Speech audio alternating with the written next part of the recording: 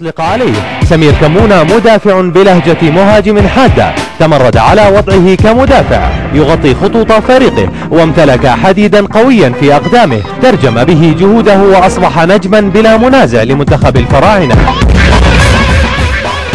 قدم سمير كمونة أمام بوليفيا فنيات عالية، تارة يدافع ببسالة وتارة أخرى يهاجم بضراوة، لم يكن يتخلى عن مهامه الدفاعية إلا في حالات نادرة تتطلب منه إنهاء هجمة وإكمالها. كان في مباراة بوليفيا مفتاح تمرير وتحكم الفراعنة في منطقة وسط الملعب حتى أنهى اللقاء بنتيجة إيجابية.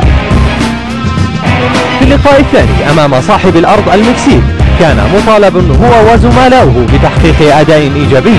ساهم سمير في صنع الخطورة من خلال تقدمه في الضربات الثابتة لاستغلال قامته الطويلة في الارتقاء للكرات، ولكن ما لا يتخيله أحد أن سمير يسدد من مسافة بعيدة ويقحم شباك المكسيك هدفا في الدقائق الأخيرة ليسلب منهم الفرحة ويقدمها لجمهور بلاده ويكون هو رجل المباراة بلا منازع. في المباراة الثالثة استسلم كل لاعبي المنتخب المصري إلا سمير كمونة الذي لم يريد أن يجعل دفاع بلاده شوارع، فالفريق السعودي كان يضغط في غيابه لأنه كان يلتزم برقابة في مصر.